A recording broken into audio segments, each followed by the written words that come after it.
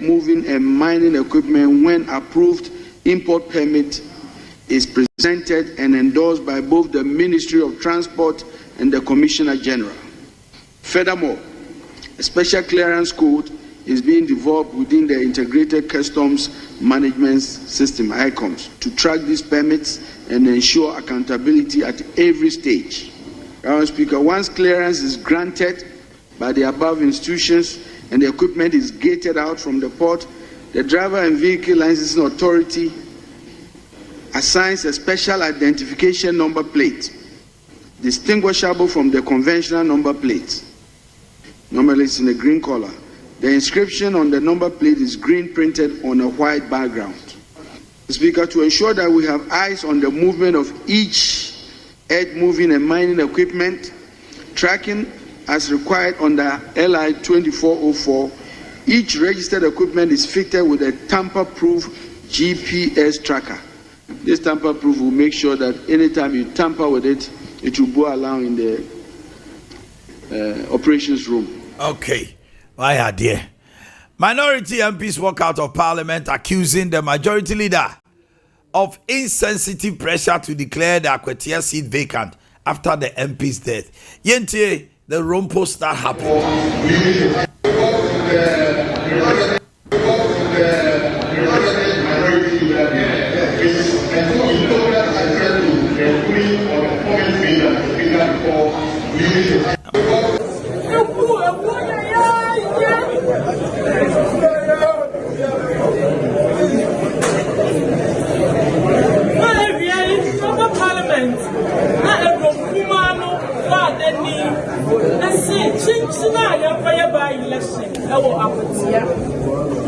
And the Speaker of Parliament will say, and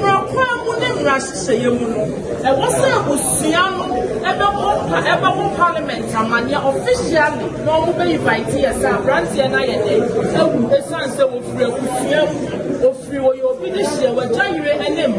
now, so you our dad from criminal annual Parliament to sit down. Penny, Chinsina, young one year fire by election, a one media for every year you must get us a lady and in some MPP and DC and your brother in why you're near for. Now, to say, oh, would you buy a candy fire day of home? One would also be your fine flower, would to meet Mamma Day, a back, and also a net every year, and this is what Amaya said. What would the party and now what would your man of self as in the pound pan? And look here, we are crutch, I could see a constituency for say, Obi back, Obi Yere, Obi Kunu, and now one shall Parliament, since I see a wire by election our Parliament. Now, yes, dear, the Jimmie say, Yano. Ewana owu yano yada so wa rewo yada so wa yawu ye twa benisia sansa branche mono etimi apetu ewu awanyale anaho enya kwa akwansia.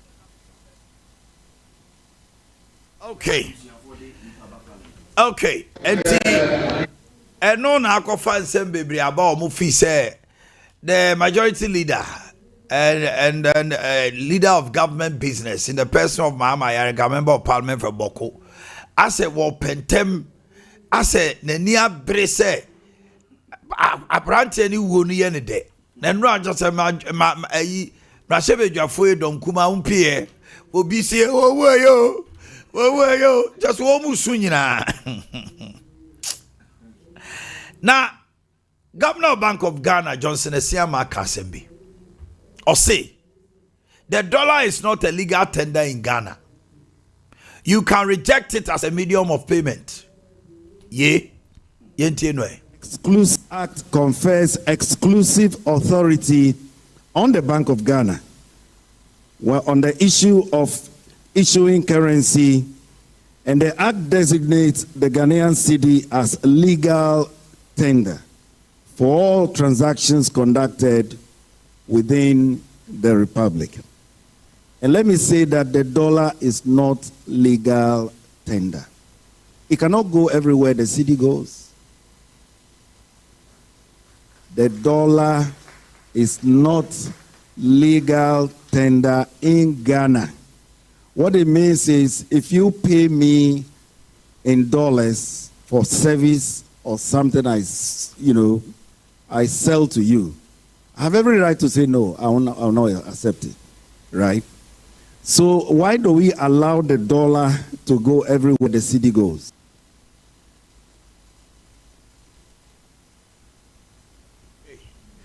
Now, a chief of staff, Julius Debra, and I catch the board members of institutions.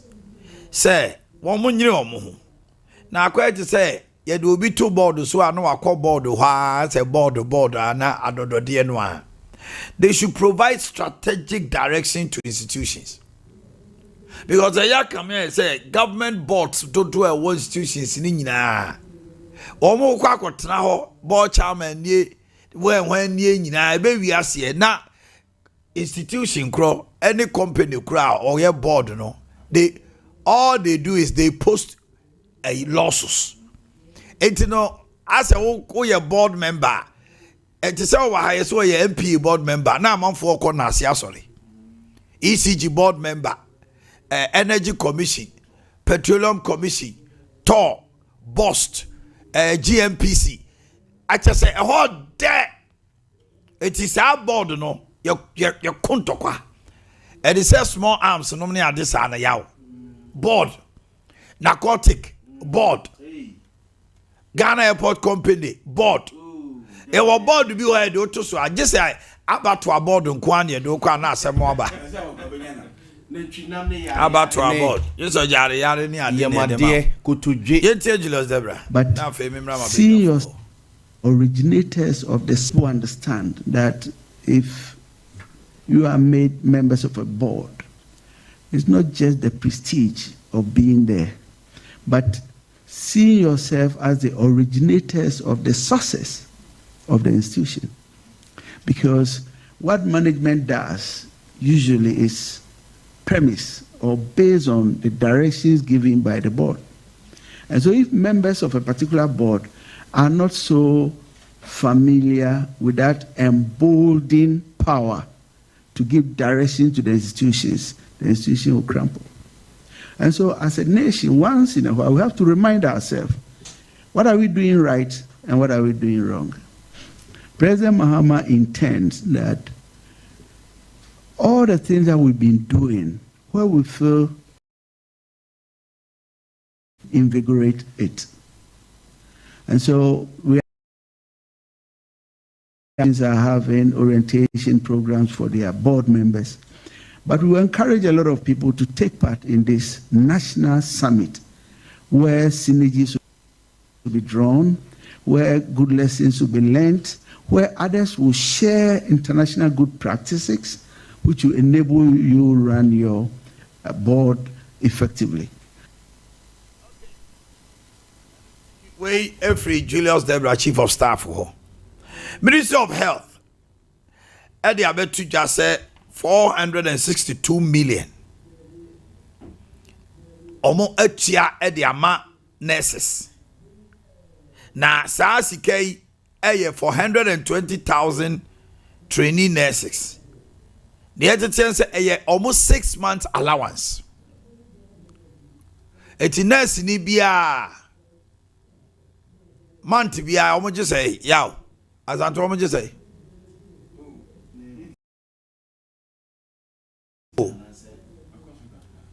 Allowance or matum. M7 700 and something. Ebacho wa unim fabre. As you see I can 6 months abum. Omo penjo mama kaso betua ma omo. Waka 6 months abom ti mema na mo nurses mo girlfriends wo school no mo hwan de tumbe school fees first year so mo ka ho de asem na aka wo sa asem na wo se won ti ase no wani e won ti ase o aban se tertiary nursing teacher university stress free first year utia was a nurse for jala went among ka ho nurse teaching no 6 months no say says calculate here is it 400 and something now can you and I say 462 million and I had the total sum 6 months another 6 months for 120,000 nurses for another 6 months we can one equal 1 billion Ghana cedis and now the Ghana now the person go for my wine is the issue. Yes, so I'm the quota system because schools no about that. I'm the quota ko. The number of students are also each school are we. I know the basa. Say no so na. No. That's why government no you free home. Abani you quota ni free home. You quota ni free. That means no. Virtually, now mo person mo jetua. Now wa. No. Every father are buying you quota, but also to when you quota na nani pa bebe no kwa bedo na wunya sika enso. What I'm saying is say NPP. Oman fa quota ma. And yet they paid. It's the issue of say ye tianenso the quota kono. Oh yes sir. It make why restricted entry? Yes. Because how was it possible for MPP to pay nurses and teacher trainee allowance and without quota? And during your time, quota and a war no man and no crano na alawa mudisa is a musan alawa emekoye issue. Now MPP for 8 years or more you quota system no etia. If abayin we are ban or sa the quota ban or sa obetia no sa restricted, come on. It means now why I drink so we call nursing no and on the cover protocol bebre bano. Afena ko whom you know.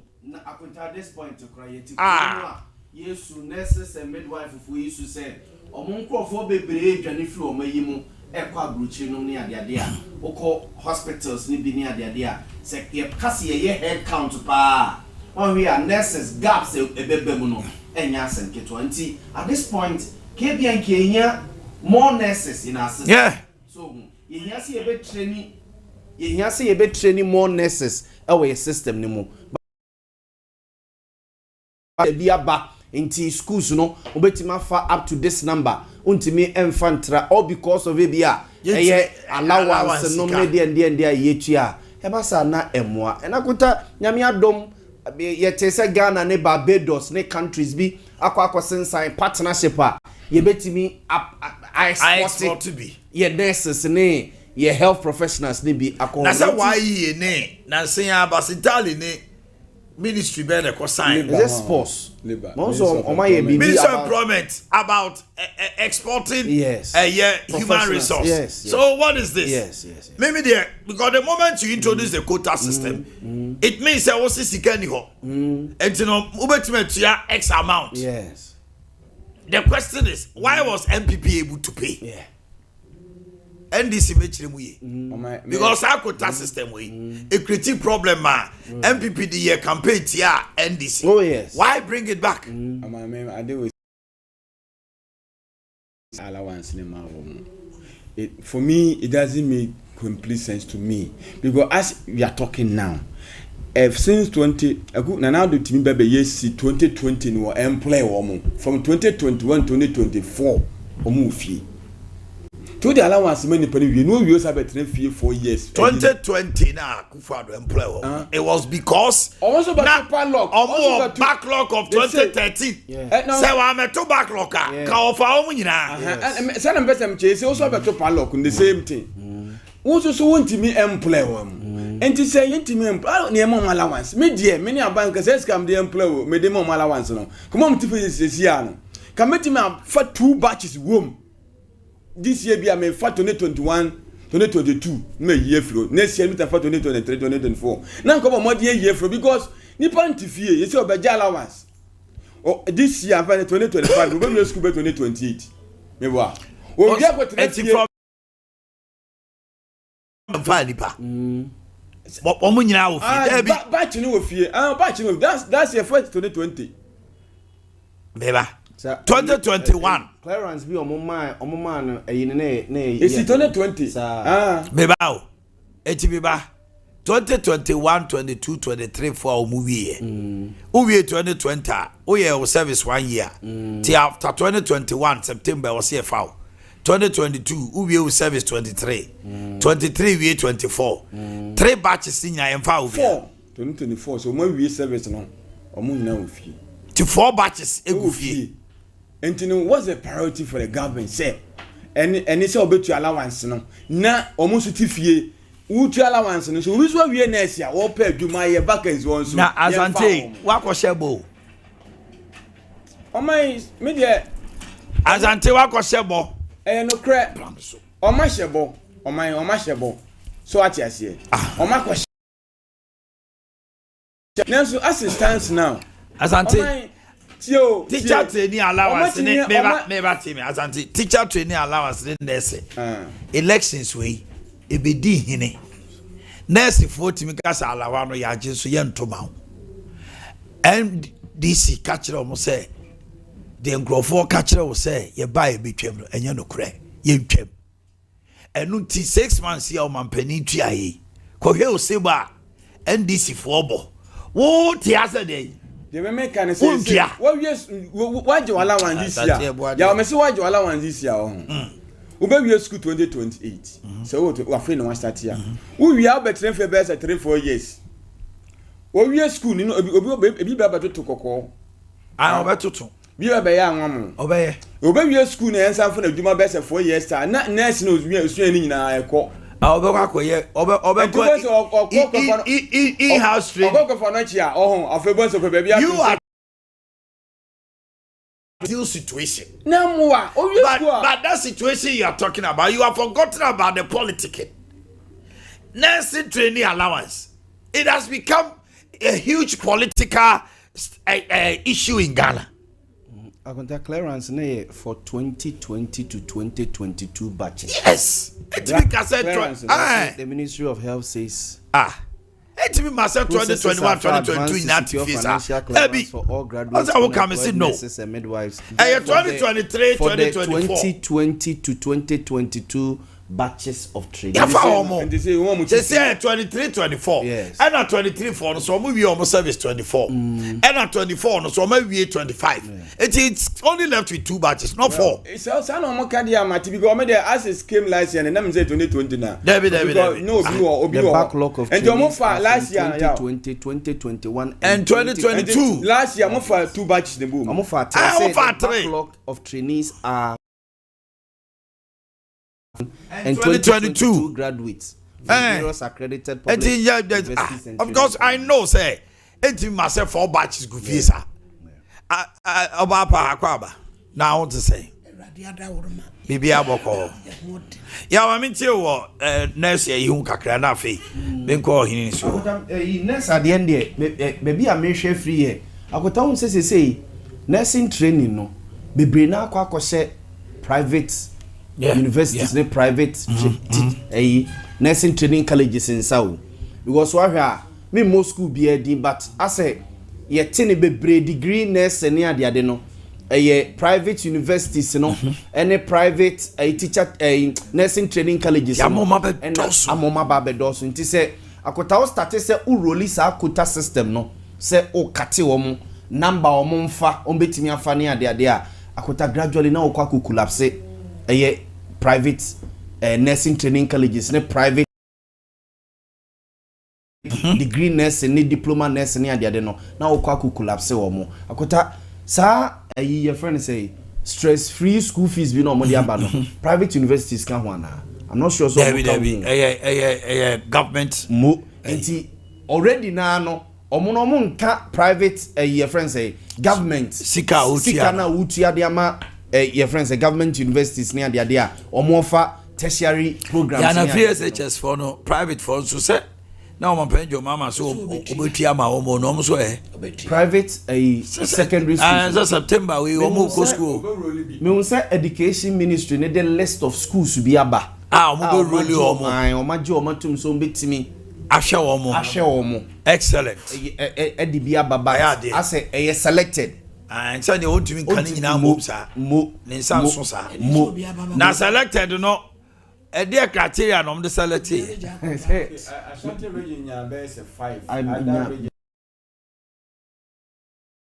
so because Bobia was SHL one so fees will qualify and now more the criteria be to what I want to know the criteria what they bet about odometries those who are one e bia o ba be help facilities ne ahwe wo curriculum and the way I will teach na me dey make no ho yes akota aban na be provide teachers edi amasa schools no mo ba free SHS no private ones no wa kota so ahwe a bebre na omunye private schools no omunye train teachers debi a lot of them nye train teachers so ye private school na ebia no afa nipa no we university na afa no ba onye train sa nti we na aban de for education so hu aban de omo ko honom no aban be hwe sa de no say teachers na ekọ nkwala na de no train and qualified teachers are omo kwa kire ma na de definitely I want to believe they will put up the modalities na enkoba say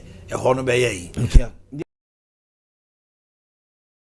aban no when wanye amana nkwa collapse because of the quota system so akota a lot of people a lot of these young boys and young girls every school are in a private schools no and omo lecture kakra o ho no mo edinya kakra to omo de twa omo busunya and say a do point to say private universities ne private nursing training colleges no ye the quota system bi aba ema the number e wo so mo fa no omo antimi amfa enya sabi sika amfa nhwe school na ntua staff ne ade ka na load no isa so aba wo aban so mami ohini be kasa na ohini wi ana wasa so atiesi cathedral ya wie ebra mu semu aba no so da bi bra asemi wo mu odi kan se om the number bi tu dwa se obia ai mi bu ama mi tia bi eti sabana na dwo so ba se din a wa consult ye awo kasa kochra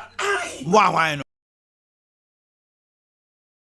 timemu fonso yi bidia na so because abai was said in na just say we ma there why a misapplication of funds yes it's so busa ye you need this person just on when you see kase mo fan ko si dia mo be dance room David so say obeso kire say ye de ma cathedral ono tia ma cathedral when tia ma kochra when tia ma kochra ya tia o consult ye na say ne kwa bi o be fashion bi sika mai o bi mai ye ni stakeholders because me tia bi me tia bi o so kai star 711 me tia bi eti no keso mo busai mo am tia bi no ye pese ye ni say because enye esika na mo kase esa na kufa de kofa ni sika ba ankro ye bi wo me ye fan raise kuko nkro so eti wo mo so majo nchire abrochire nyina mo ko ye me tie me wo mu tie me tia 200 series me sira pa oje uhia Dabi so mo tumi be kire mu dia e de o fa ma de na de be si theater ene cultural minority say ayarika you too insensitive e kwa ebu oyerem enu ti no mo stage workout speaker so say abusuafo me kan bibia ankyere no ye mesi o mayi ko ye say na yi na me bu so da bi o eye abusuafo de kose ana say eye ekuo na or represent you omo no na ebo speaker amane because we so hini bi wunum ne ade ne pese invite president abusuafo kobo e bi o etitire bia but eba parliament eye abusua ene be ba be catch say ye dihia wu abusuafo no de ne call parliament ana ekuo bi na de ne call parliament seku eti ede na ekoba say ye mo mama ne meanwhile so no tie mi o meanwhile no ne nakunya no ye de koja abo ebutu no enti parliamentary service monte ya ede na mukobutu no o send ede ya odeda media suide ye very good, then it means you have noticed ba send ya mamre kwaso ka se abusuan ko yi party na sutiri na abusuan no mo yi party asutiri ede na ba omiam ko o ma yi party asutiri party nso ne party enti bia party na wo so o mo tro me ba ayariga so akohobi but the issue is this: is there an official letter in parliament to announce his death? Because speakers will be a man letter. Yeah, almost so the House of Records.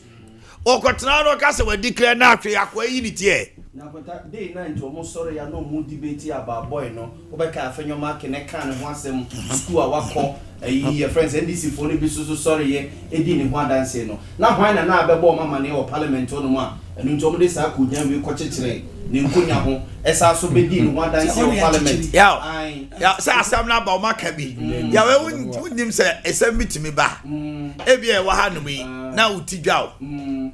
na emre wo fia no se otija wa atworo krata abeto na wako wo twem no aka che general manager se otija wo kofie general manager betimi aka kojina ba bi aka cho se wo be ka che se otiya o ya de na nso so onya official letter we nipa body ni obetima ma ho akire wo But we have to wait here. Maybe we will say, only BT time. One, boy, no, you say last, now we are no mood in 1 week. Date only by you, Crebusiano. I feel no more drink. Yeah, Mike. I got that. Only BT time. How many DBT time? Boy, no cranny. Yes, say last week, yeah, said Abrantiano. Abrantiano. And now, say, a Busiano crack, and I say, almost pay date, the BD 1 week. Na yasa be pay date the be and I kunta yesa mra no so che say 21 days in start emra wakoba mane na parliament so notify electoral commission na electoral commission so announce it when gina the BT time dia pay date dia ye na yi akwetanye bibia foforo bia no moye bia eno ne minority for minority number 10 isuo be su kire ye and no more said that on strategic and no musu omo de shemra on omo de yini shemra ye besa dey campaign kakra and you say 21 days ta gas strategic gare wo hu no nsu opinion said that massa na yes NDC sit no money wo mo I'm telling you go tia dey say ye besi ho the NDC over the seats we want be there ya gota job they see okuta 184 jobs creation say ebasa boys na they see okuta absolute majority almost at the back appointment na sa to yes say dey so obenya go pay back one mobi mananya be bi ate o man say first time NDC for trimo ya ye di e wa amanyo emrase betwa ho first time I said MPB free me say modalities has been there ya follow and you dey say ya oka no position do mun je me ba mo ye o ma de osumase because the 21 days say aband we 2 weeks graba 2 weeks and 14 days in actual sense when you grab a count 21 days about but from the way things are going electoral commission so adam baka chere no baka 21 days no okay ya no start take what you say and also my international one ha you could be there more than 21 days no akwati ya asemo branche I said nursing for laway nursing for na semebra if it has no nanka his excellency John Dramani mama na stand na ojina mu no nanka me ne ya adwen senka na emra na wonya ochala wanim no nse na asema ojina so ne se ene ye be si hospitals si e betu ala wana ma no na nipa no be wie no ba betina fie die ye di si no ba no nya dwuma me ye ho no na mani gye ho me fiti ase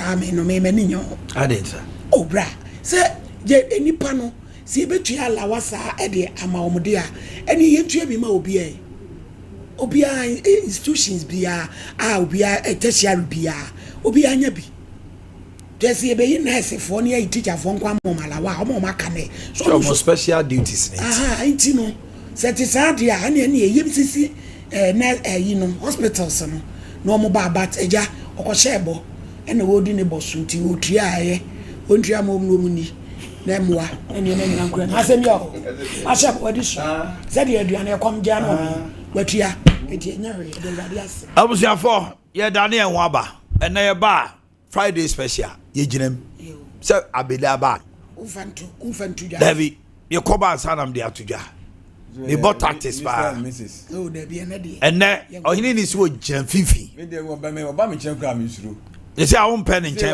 wo ma me chen me we ne madani bro nsama ma obi tu nzio za I want to stop how me to do ye peje mu ama ya tip of Jumedi aba I Orlando o trawa no akunkom se ya asre ya the tip of